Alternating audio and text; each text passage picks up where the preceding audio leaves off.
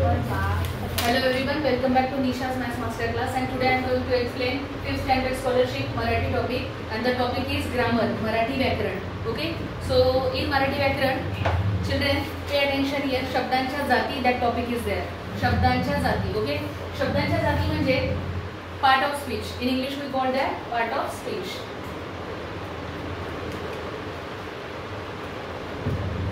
So 5th standard, 4 topics are they given. The first one that is means नाम, second सर्वनाम, third विशेषण and fourth क्रियापद. नाम म्हणजे नाउन, ओके. सर्वनाम प्रोनाउन, विशेषण ॲडजेक्टिव्ह, क्रियापद verb, okay. Now see children, नाम. आता मी मराठीमध्ये बोलते. नाम, नाम म्हणजे एखाद्या व्यक्तीला, एखाद्या वस्तूला विशिष्ट दिलेलं नाव, त्याला आपण म्हणतो नाम. आणि या नामाचे अजून प्रकार आहेत, ओके. पण तुम्हाला सुरुवातीला नाम म्हणजे फक्त नाउन हे लक्षात ठेवायचे, कारण भरपूर मुलं हे इंग्लिश मीडियमचे असतात, त्यांना मराठीमध्ये समजायला कन्फ्युजन होतं, ओके. त्यानंतर दुसरं आहे ते म्हणजे सर्वनाम.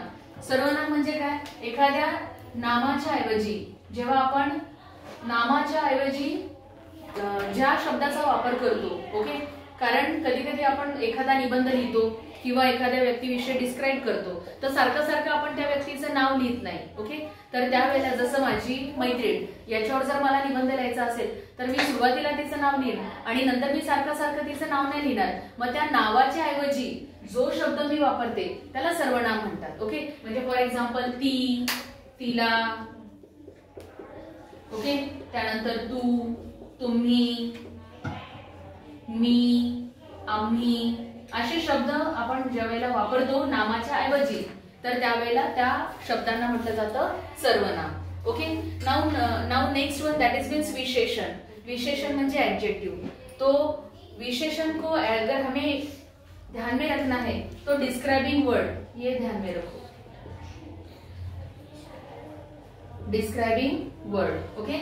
ऐसा वर्ड होता है कि जो नाउन के बारे में आपको डिस्क्राइब करता है, ओके. ती मुलगी हुशार आहे. आता मुलगी, ती मुलगी हुशार आहे.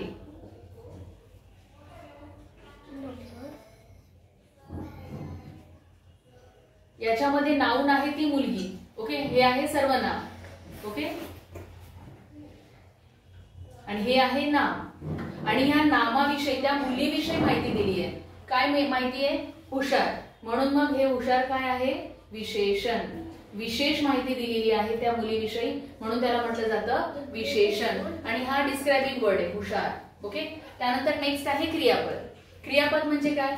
एखादं वाक्य ज्या वेळेला पूर्ण होतं आणि ते पूर्ण होण्यासाठी जी कुठली क्रिया आहे, ओके, ती आपल्याला त्या शब्दातून कळते. म्हणजे चालणे, बोलणे, हसणे, रडणे, ओके.